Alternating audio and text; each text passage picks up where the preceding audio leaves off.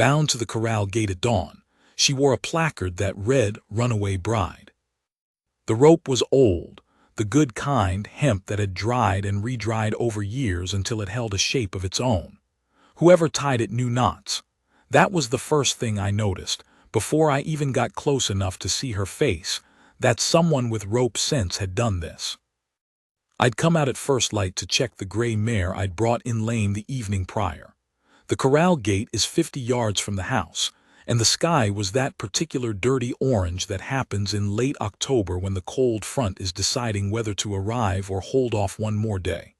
I had my coat on, but it wasn't buttoned. I had coffee in a tin cup. I did not have my rifle, which I mentioned because by the time I got to her I wished I had. She was tied standing, wrists behind her around the gate post, feet loose on the ground so she could hold herself up. She'd been there long enough to have gone through the fight of it and come out the other side to something quieter. A wooden placard hung from a cord around her neck, hand-lettered with lamp black on pine scrap, "Runaway Bride." The cord had chafed her collarbone through her dress. She heard me coming and turned her head. I expected fear or crying or both. She gave me neither. She looked at me straight, jaw set, dark circles pressed under her eyes from a night without sleep, and said, "Before you decide anything, know that I am not going back." I said I hadn't asked her to. I set the coffee down on the fence rail, went around behind her, and started working the knot. It was a good knot. It took me a little while. Her name was Clara Voss. She told me that while I was working the rope, speaking to the middle distance, not to me, the way people talk when they need to say something but can't quite afford to look at the person hearing it. Clara Voss, from outside Telluride originally, most recently from a ranch 2 counties north called the Harrow, which I knew by reputation. The man whose name was on the deed was Amos Spear, who ran cattle and credit, and a certain kind of influence that had more to do with where you stood with him than with anything written in law. The rope came loose. She brought her arms around slowly, and I could see where the hemp had printed itself into her wrists. She didn't rub them, just held them slightly out, like she was letting air reach them. I picked up the coffee and offered it to her. She took it with both hands, the way you take something when your hands aren't quite working right yet, grip but no control. She drank half of it without stopping. I said, "You hungry?" She said yes. That was about the whole of the conversation, until we got to the house. My name is Harlan Cade. I've worked this ground for 19 years. Not the same ground the whole time, lost a piece of the east quarter in a bad year, added 40 acres on the south when the Dennison widow sold. The house is the original structure, which means the floor slopes slightly toward the kitchen, and one window in the bedroom doesn't close all the way, but the roof is sound, and the stone of it holds heat through the night if you put enough wood in by sundown. I was not a man people brought their trouble to, or hadn't been for years. I had a hand, Burl, who lived in the bunkhouse, and who I would describe as reliable in the particular way a fence post is reliable. He stays where you put him and he doesn't talk much. I had 3 dogs, a working remuda of 7 horses, and 200 and some head of red cattle that wintered hard but generally made it through. I was 51 years old that October. My wife, Ruth, had been dead for 6 years. Not a wound I talked about, not even to myself most nights. But it was there, the way a healed break is there when the cold comes. You don't think about it until you do, and then you know exactly where it is. I had not had a woman eat at my table in a long time. I scrambled eggs and sliced what was left of a cured ham and put bread from 2 days prior in the pan with some lard, which crisped it enough to be worth eating. She ate without ceremony, both elbows on the table, not looking up. I drank the rest of my coffee and watched the window and didn't say anything, because there wasn't anything to say yet. When she finished, she sat back and looked at me for the first time with something other than a guarded blankness, and she said, "How much land do you run?" I told her. She said, "Who else is here?" I told her about Burl, told her the nearest neighbor was 4 miles east, man named Orrery who kept mostly to himself. She said Spear will send men. I said I expected he might. She looked at me differently then, not softening exactly, more like she was taking a measurement and the number surprised her. She'd expected me to flinch at the name, or redirect, or tell her I didn't want any part of whatever this was. That's what most men would do, and she knew it, which is probably why she'd said it plainly and quick, like pulling a splinter, better to know right away. I said, tell me what happened. It takes a while to tell a thing like that, and I won't compress it more than she already had to. The shape of it was this. Her father had run a spread that adjoined Spear's range on the north side, and when her father died 2 years ago, the debt was called in and Spear took the land through the bank and offered Clara the arrangement that would make her, in his words, comfortable and taken care of. She was 28 years old. She'd said yes initially because she didn't see another door. 2 weeks before the wedding, she understood something clearly that she'd been trying not to. She left in the night with a horse, a saddlebag, and about $14. He'd caught up with her at the town of Rhint, which was 30 miles north and east of here, and she'd been brought back. What happened at the Harrow Ranch after that she said in a flat voice without detail, and I did not press her on it. She'd gotten loose again 6 days later, on foot this time, and she'd been walking south for 3 days when 2 of Spear's riders found her on the road and brought her here. To my gate. Why my gate, she didn't know. Maybe it was the nearest place. Maybe they wanted to make a statement to someone. Maybe they thought a man alone out this way was safe to make a point near. I sat with that a minute.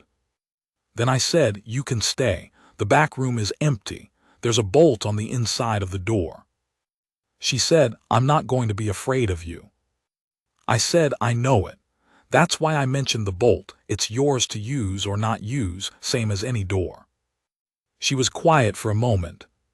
Then she said, why would you do this? I didn't have a clean answer for that, not one that wouldn't sound like something it wasn't. So I said the true thing, which was simple, because somebody needs to. She looked at me for a long beat. This woman who hadn't slept and had spent a night tied to a fence post and had walked 3 days in bad boots and had said no to Amos Spear twice when most people in this territory wouldn't say no to him once. She looked at me and she nodded once, and that was that. Burl took one look at the situation when he came in that morning and understood the shape of it without a word being said, which is one thing I appreciated about him. He moved his morning work to the south pasture and stayed there. I got Clara into the back room and brought her a basin of water and some of Ruth's old things from the trunk, a heavy skirt, a wool blouse, socks, a coat. Ruth had been taller, but they were close enough. Clara looked at the clothes for a moment, and I could see her working through what it meant that I still had them, and she didn't say anything about it, just thanked me. I went out and I checked the road. Both directions, nothing yet. In the early afternoon, I went to the bunkhouse and had a conversation with Burl. He was a man who had come from somewhere hard. I never knew where exactly, and I never asked, and he had a capacity for stillness in difficult situations that was worth more than most men's noise. I told him what was likely coming and what I intended to do about it. He listened, asked one question about ammunition, and when I answered it, he nodded and went back to what he'd been doing. Clara came out around 2 o'clock. She'd washed and changed and pulled her hair back, and she looked, I don't have a clean word for it. She looked like a woman who had decided something. She found me mending a bridle on the porch, and she sat down on the step near me and said, What's the plan? I said, I'm going to send a letter to the county sheriff in Aldridge. She said, Harlow Finch, he's Spears. I said, I know it. That's why I'm sending the letter, so there's a record that I wrote to him. And then I'm going to send another letter to a man I know in Denver, a lawyer named Cross, who has no interest in Spear one way or the other. She thought about this. Then she said, and in the meantime. I said, in the meantime we work the ranch. She said, you're not afraid of him. It wasn't a question, but I answered it anyway. "I've been on this land 19 years, I said. "It's paid for. I've got a clean deed and I've never borrowed from any man who could call it in. There's nothing Amos Spear can take from me that the law would allow him to take." She said, "He doesn't always wait for the law." "No," I said, "I don't expect he does." They came on the third day, which I'd expected. You don't move fast when you think the situation is already won. 2 riders, mid-morning, easy pace on the road like they weren't in any particular hurry. They tied their horses at the gate, the same gate, and came to the door. I met them on the porch. One of them was older, a man named Detch that I'd seen in Rhint once or twice. The other was young and wore his gun low, and had that particular look of wanting to be taken seriously that young men sometimes have when they're not sure they deserve to be. I addressed Detch. He said they'd come for the woman. I said there was no woman here who'd asked to go anywhere. He said that wasn't how Mr. Spear saw it. I said I was having a little trouble understanding how what Mr. Spear saw had anything to do with my property. Detch looked past me at the door and said she was a contracted bride, and Mr. Spear had legal standing in the matter. I said that I was no lawyer, but I was fairly certain that a woman who'd been tied to a fence post with a sign hung around her neck had not entered into any contract that a judge would honor. He didn't have an answer to that ready. I said, "I've written to Harlow Finch. I've written to a lawyer in Denver. There's a record now, and the record says I've got a woman on my property who came here in distress, and I've got 2 men at my door trying to remove her against her will. You go tell Spear what the record says. We'll see what he wants to do with that." Detch looked at me for a good while. He was measuring something, not me exactly, but the whole situation, the shape of where it could go. He was old enough to know what a mess looked like before it became one. He said they'd be back. I said I'd be here. They rode out. The young one looked back once. I didn't look away from him until he turned around. I found Clara in the kitchen when I came back inside. She'd been listening from the window, not hiding, just positioned where she could see and hear without being seen.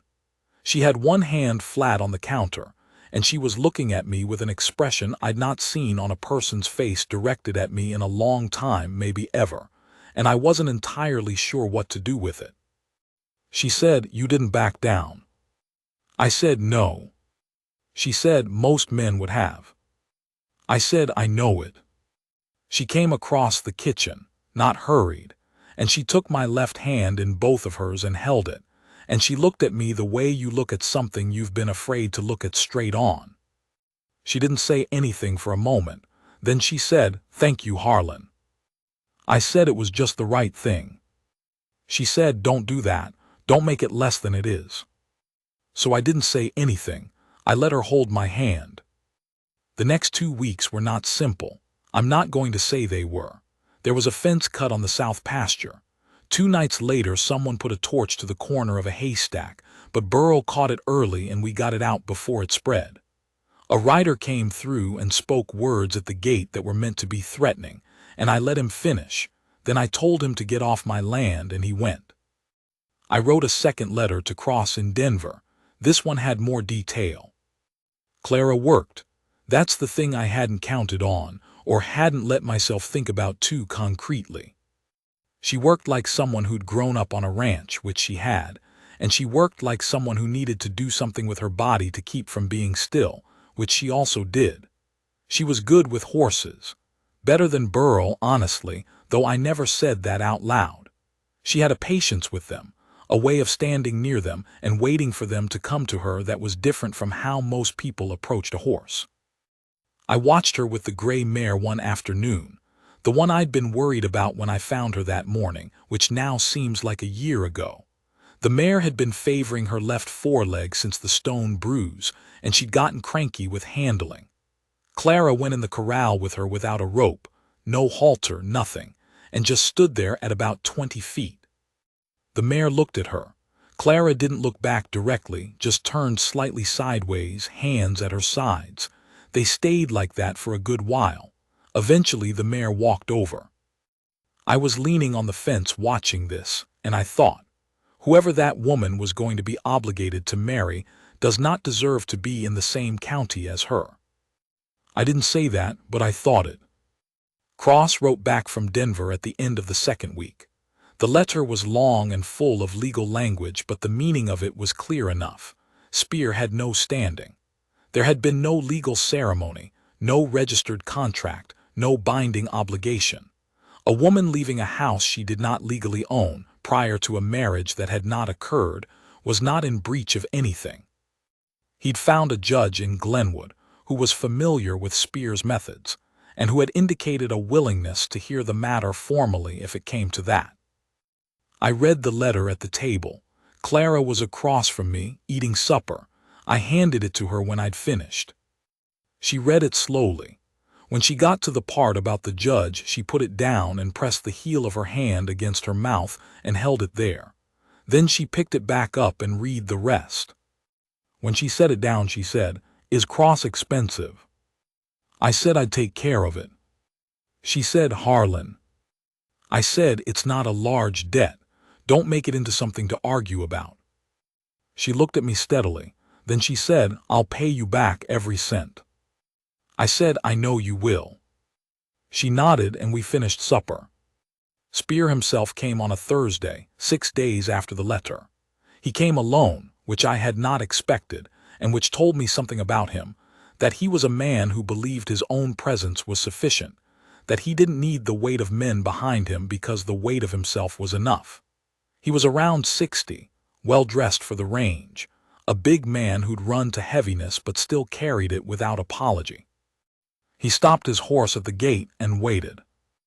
I walked out to him. Clara was in the house. I'd asked her to stay there, and she'd looked at me with an expression that made clear she was staying by choice and not by being told, which was the right understanding of it. Spear looked down at me from the horse. He had pale eyes and a way of making his silences feel occupied. He said, "You're Cade." I said I was. He said, "You've made this harder than it needed to be." I said I hadn't made it anything. The law had made it what it was. He said the law in this county was a flexible thing, depending on how you approached it. I said I'd noticed he hadn't approached it yet, which suggested he wasn't as certain about its flexibility as he was letting on.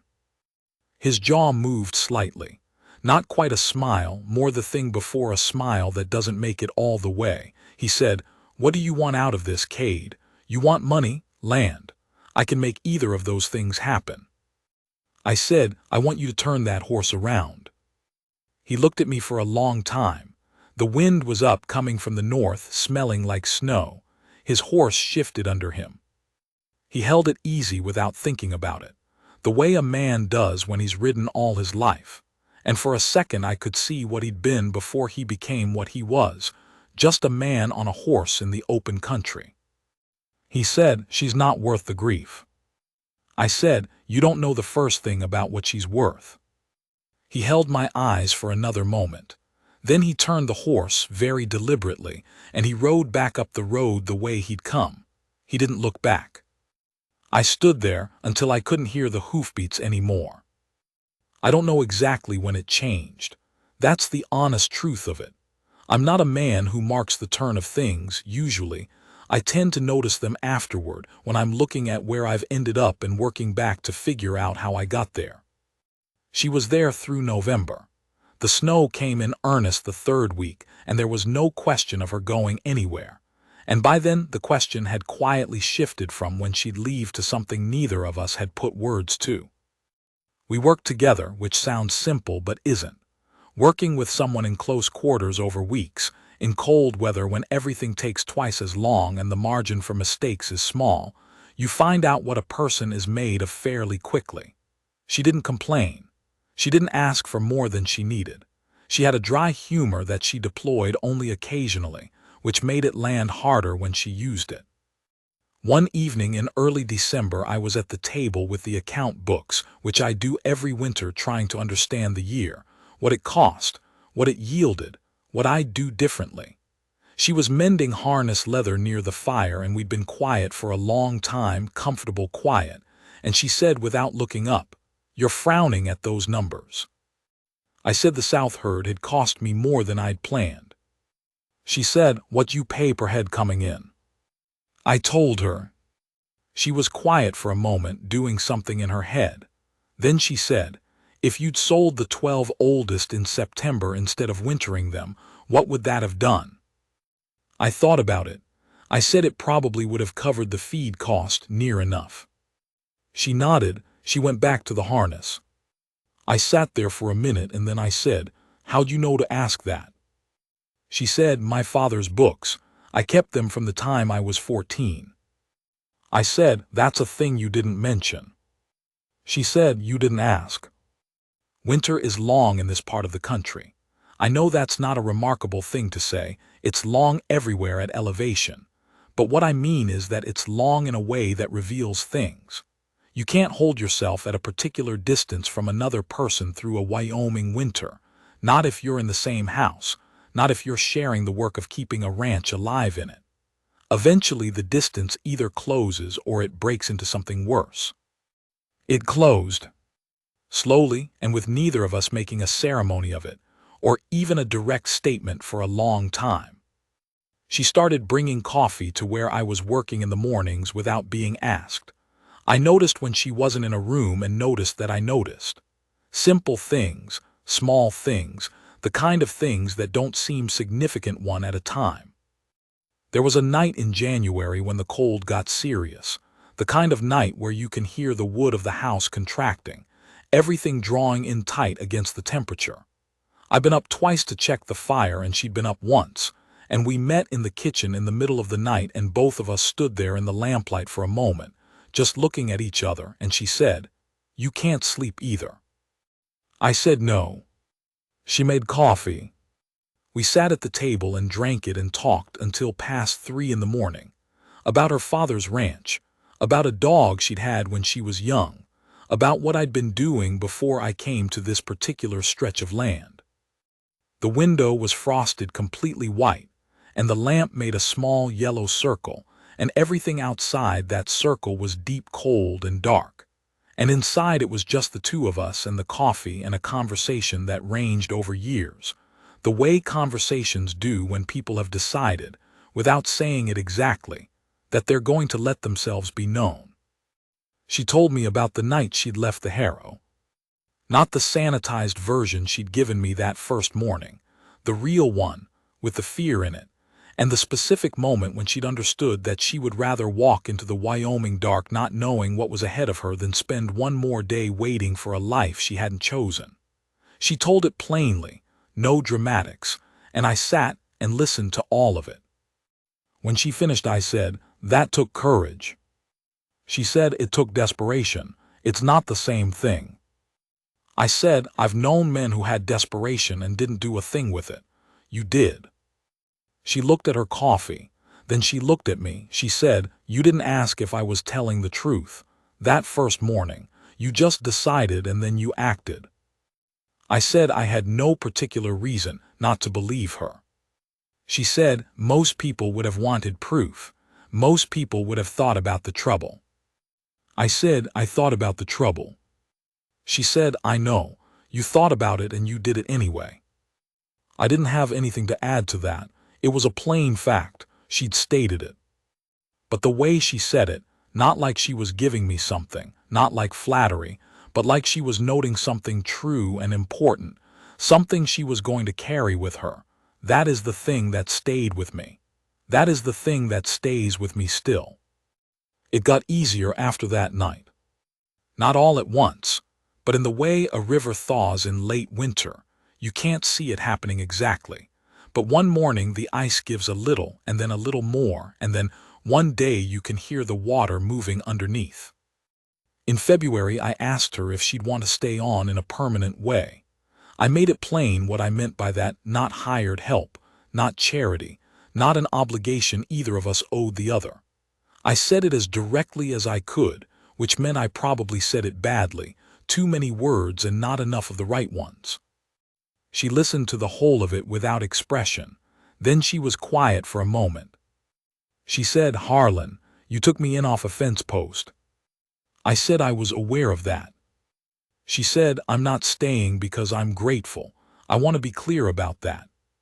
Gratitude would have taken me out the door 3 months ago once the spear business was settled. I'm staying because. She stopped, she looked at the window, then she looked back at me. She said, because I've been watching you for 4 months. The way you work, the way you talk to Burl and to the horses and to Cross in those letters, the way you handled Spear in the yard that day. You are exactly what you appear to be, and that's the rarest thing I've ever encountered. That's why I'm staying. She crossed the distance between us, and she put her hand on the side of my face, and she looked at me the way you look at something you intend to keep. Not softly, not with sentiment, with certainty. That is the truest way I can describe it. We married in April, in the sitting room of the house, with a circuit preacher named Aldous and Burl as witness and nobody else. The preacher was a thin man who coughed a lot and spoke quickly, either because he'd done it many times and knew all the words or because the cold in the sitting room was getting to him. Either way, he got through it. When it was done, Clara shook the preacher's hand, and then she turned to me and she straightened my collar, which had gone slightly sideways, and she looked at me close and said quietly, not for the room, just for me, there. That's right. And I thought, yes, that's exactly right. I'm 61 now, 10 years on from that October. The South herd is better managed than it was. Clara has a hand with the numbers that I have never matched, and I've stopped pretending otherwise. Burl is still here, slower than he was, but so am I. Amos Spear sold his interests in this county and moved his operation north about 4 years ago. I don't know where he is now, and I don't spend time wondering. The gray mare is long retired. She stands in the south pasture most days and does not do a great deal. She's earned it. The corral gate is the same gate. I repaired it twice, once the winter after all this, once 3 summers ago when a post rotted through, but it's the same gate in the same place on the same hinge. Some mornings when I come out early to check the horses, I stop there for a second, and I think about what I found tied to it one October morning, when the sky was that particular dirty orange, and I had a tin cup of coffee, and I didn't have my rifle. And then I go back to the house, and she's there, and I don't need to think about it anymore. The land is paid for. The books are clean. There is coffee on, and a woman at the table who knows exactly who I am and chose me anyway, not out of necessity or gratitude or lack of other options, but out of something clear-eyed and willing. That's the whole of it. That's more than enough.